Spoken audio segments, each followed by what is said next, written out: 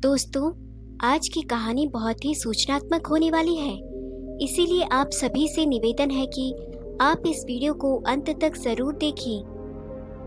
दोस्तों, अक्सर हम कई मौकों पर कुत्तों का नाम लेकर मिसाल दिया करते हैं। किसी को गाली देते हैं तो कुत्ते का नाम जुबान पर आता है।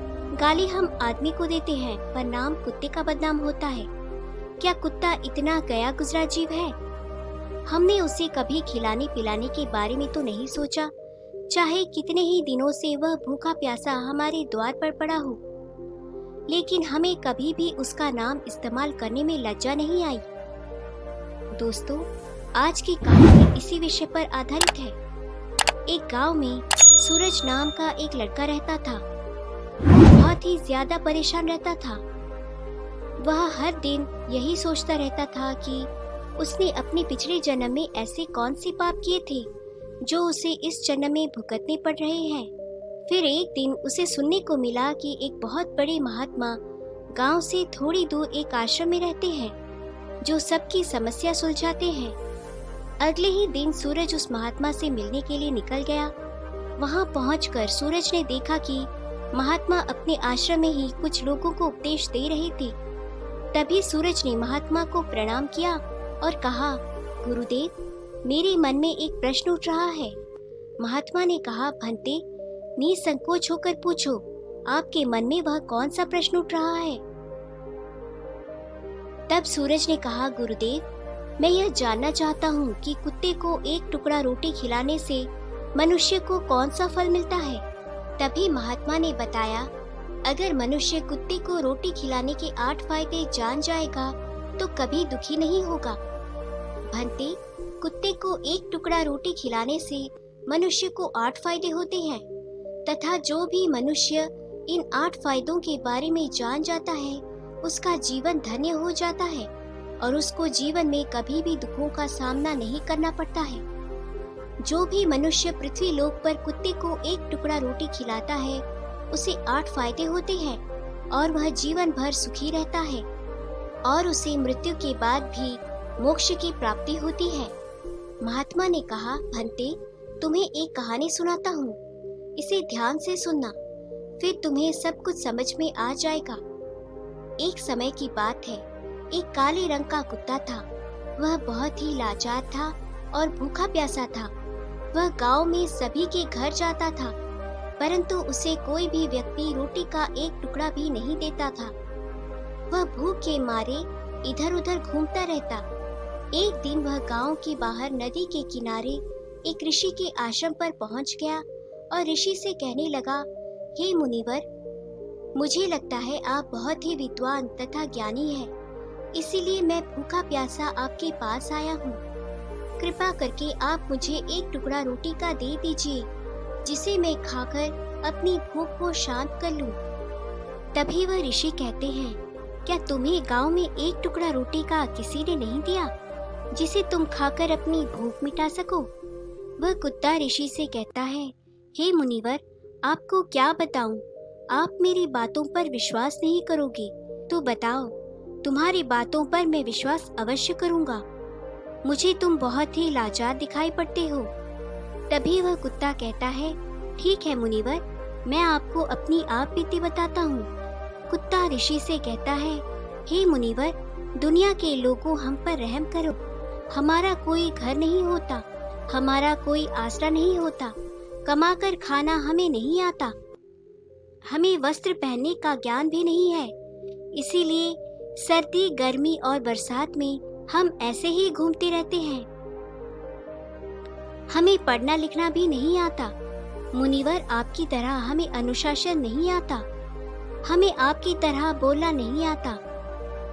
यह हमारा दुर्भाग्य ही समझिए, परंतु हमें आपकी तरह भूख भी लगती है। चोट लगने पर हमें आपकी तरह पीड़ा भी होती है।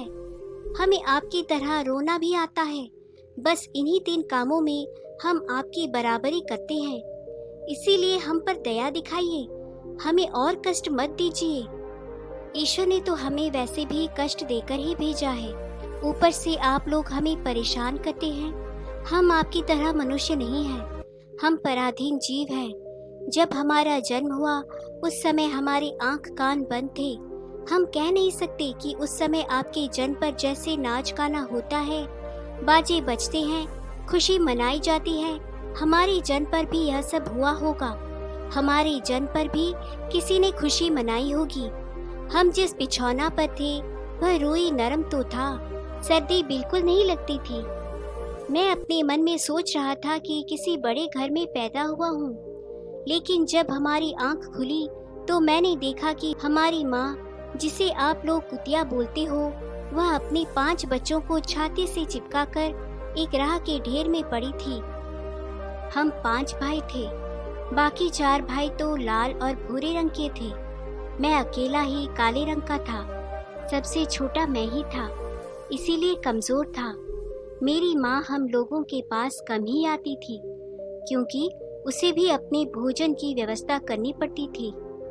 यदि वह खाना ना खाती तो हमें दूध कहाँ से पिलाती। उस एक माँ पर हम 5 भाई निर्भर थे। वह बेचारी अपने भोजन के लिए इधर उधर दौड़ती रहती थी।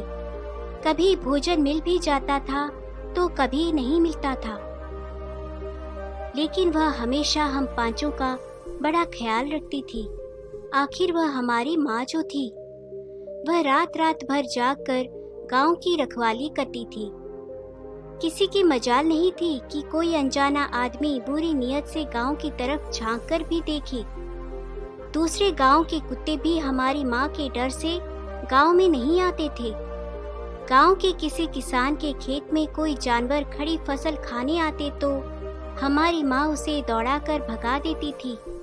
गांव वालों के लिए इतना सब कुछ करने के बाद भी कोई मनुष्य तो हमारी माँ को भोजन तक नहीं देता था। भोजन के लिए हमारी माँ को मजबूर होकर छीना झपटी करनी पड़ती थी। कई बार तो लोग उसे लाठी डंडों से पीट पीट कर भगा देते थे।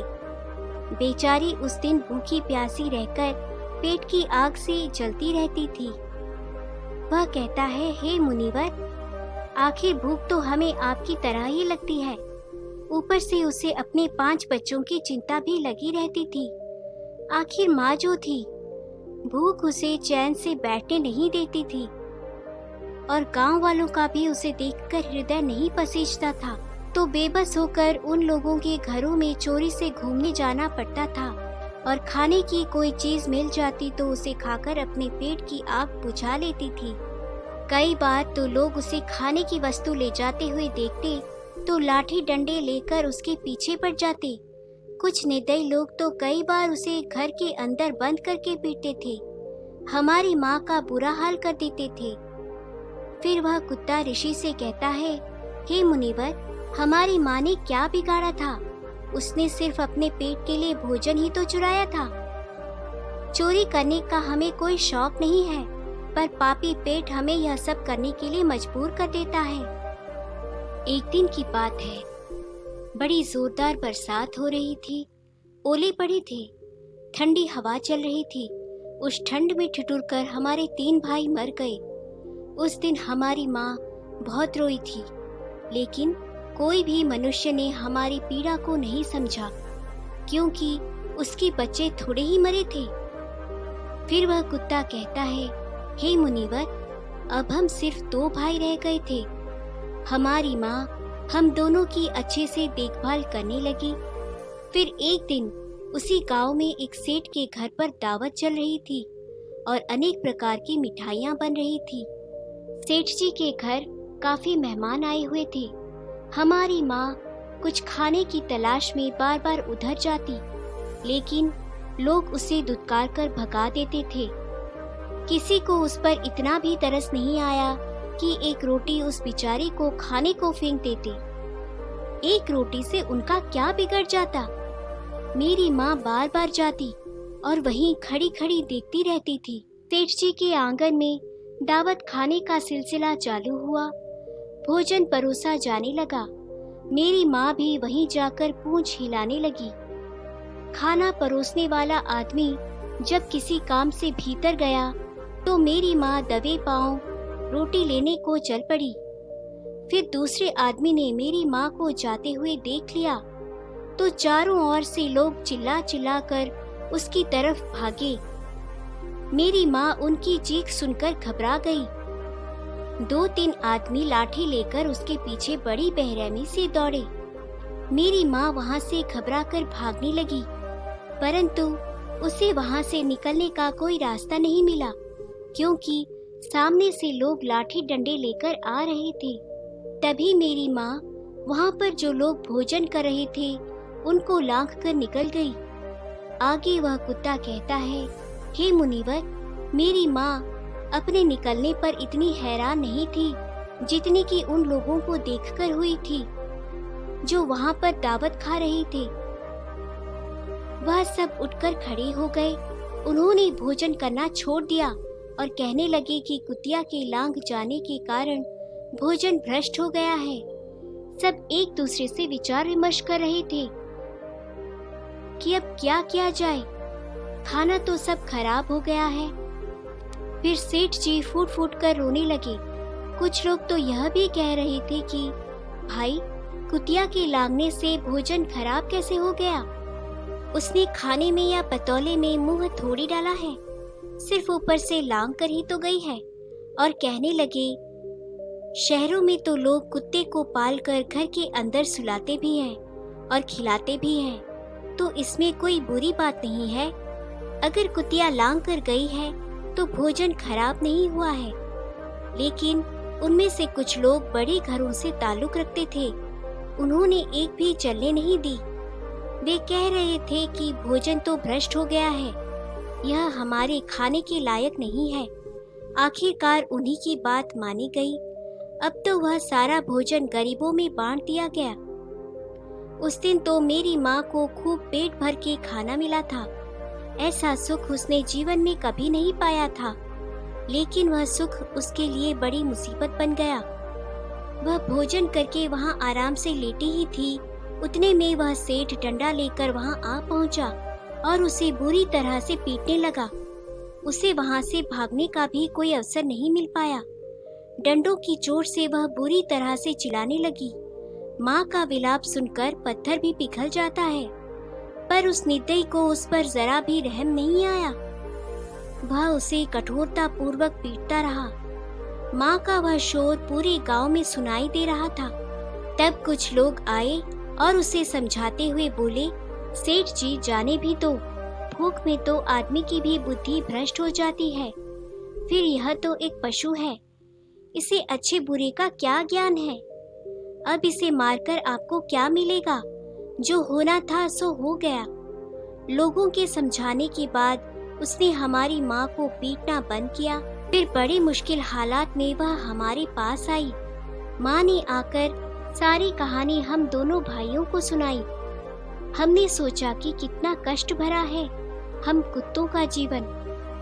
आदमी एक रोटी के टुकड़े के बदले एक चोर को जितना पीटता है, धिक्कार है ऐसे लोगों पर जो हम लोगों की पीड़ा को भी नहीं समझते।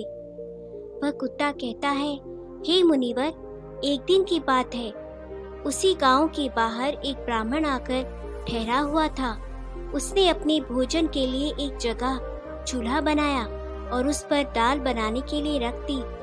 उसके बाद आटा गूंद कर रख दिया। वह वहीं पास में कुएं पर पानी पीने के लिए चला गया। इधर कहीं से मेरी माँ भी घूमती हुई वहाँ पहुँच गई। उसने आटे को देखा तो सोचने लगी कि शायद इस आटे का कोई मालिक नहीं है। यही सोचकर वह उस आटे को खाने लगी।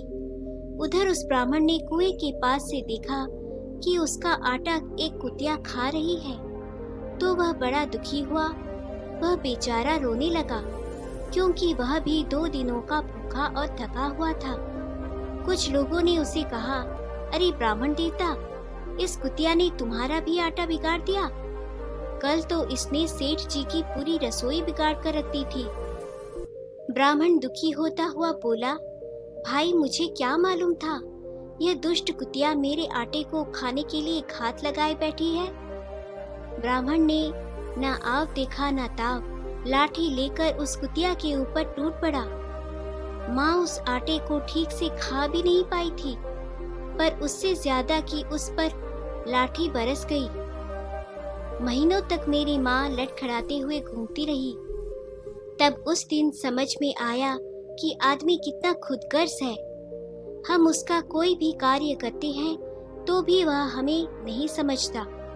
आगे वह कुत्ता कहता है, हे मुनिवर, हमारी कमी यह है कि हम उन्हीं मतलबी इंसानों के अधीन रहना चाहते हैं जो हमें कष्ट देता है, जो हमें प्यार से खिलाता है। हम उसके कितने काम आते हैं उसे यह नहीं पता। उनके घर की रखवाली तो करते ही हैं, साथ ही साथ और भी बहुत सारे लाभ हैं जिन्हें मनुष्य नहीं जानता। महात्मा ने कहा, यदि मनुष्य कुत्ते को रोटी खिलाने के फायदे जानता तो अपने जीवन में होने वाले नुकसान से बच सकता था। आज मैं आपको बताऊंगा कि कुत्ते को रोटी खिलाने के 8 फायदे जो मनुष्य को पता नहीं है कि जब भी घर में रोटी बनाई जाती है तो सबसे पहली रोटी गौ माता की होती है और पिछली रोटी कुत्ते की होती है। महात्मा ने कहा, ऐसा ही विधान भगवान ने बनाया था, लेकिन भगवान के बनाए गए उस विधान को भूलकर मनुष्य अगली और पिछली रोटी स्वयं ही खा जाता है। कुत्ता वह प्राणी है जिसको रोटी खिलाने से मनुष्य के जीवन में पड़ने वाले ग्रहों के दोष को भी दूर किया जा सकता है। महात्मा ने कहा, कुत्ते को रोटी खिलाने का पहला फायदा है, कुत्ते को रोटी खिलाने से शनि का नकारात्मक प्रभाव कम हो जाता है। शनि ग्रह जब अपनी कुदृष्टि डालता है तो हर मनुष्य बर्बाद हो जाता है। जिस व्यक्ति पर उनकी महादशा का आरंभ हो जाता है तो बने बनाए काम अपने आप बिगड़ने लगते हैं और वह मनुष्य आर्थिक तंगी का शिकार हो जाता है। उस स्थिति में वह व्यक्ति यदि कुत्ते को रोटी खिलाता है तो उस पर शनि का दुष्प्रभाव बहुत ही कम हो जाता है। कुत्ते को रोटी खिलाने का दूसरा फायदा है, कुत्ते को रोटी खिलाने से भाग्य आपके पक्ष में हो जाता है। आपके घर के अंदर नकारात्मक शक्ति नष्ट हो जाती है। कुत्ते को रोटी खिलाने का तीसरा फायदा, कुत्ते को रोटी खिलाने से माता लक्ष्मी प्रसन्न हो जाती है और आपके घर में धन दौलत की कभी कोई कमी नहीं रहती है। कुत्ते को रोटी खिलाने का चौथा फायदा है, कुत्ते को रोटी खिलाने से आपके ऊपर कर्ज नहीं चढ़ता और पहले से आप कर्जदार हैं तो उससे भी आपको मुक्ति मिल जाती है। कुत्ते को रोटी खिलाने का पांचवा फायदा होता है, कुत्ते को सुबह शाम भोजन देने से आपका व्यापार बहुत अच्छे से चलता है। कुत्ते को रोटी खिलाने का छठा फायदा, कुत्ते को रोटी देने से आपकी आयु में वृद्धि होती है और अटका हुआ धन वापस मिल जाता है। कुत्ते को रोटी खिलाने का सातवां फायदा, कुत्ते को रोटी देने से हमेशा आपका स्वास्थ्य अच्छा बना रहता है और मानसिक रूप से आप मजबूत बने रहते हैं और आपका मन हमेशा ऊर्जावान रहता है। अच्छे विचार आपके मन के अंदर आते हैं।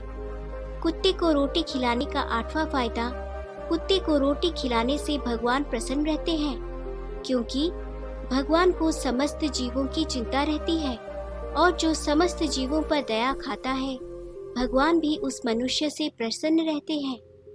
भगवान की कृपा सदैव उस परिवार पर बनी रहती है। आपने अपने बड़े बूढ़ों से सुना होगा, कहते हैं कि जब कुत्ता रोता है तो अपशगुन होता है, कोई संकट आता है, किसी की मृत्यु होती है, इसीलिए कुत्ते को कभी रुलाना नहीं चाहिए। इसी प्रकार से महात्मा ने सूरज को कुत्ते को रोटी खिलाने के 8 फायदे बताए और जो भी मनुष्य कुत्ते को रोटी खिलाता है उसे इन 8 फायदों का फल प्राप्त होता है। तो दोस्तों, कैसी लगी आपको यह कहानी? हमें कमेंट सेक्शन में कमेंट करके जरूर बताएं और अच्छी लगी हो तो इस चैनल को सब्सक्राइब जरूर करें। तो चलिए मिलते हैं ऐसी ही कोई नई कहानी में। तब तक के लिए अपना ख्याल रखें। धन्यवाद और नमो बुद्धाय।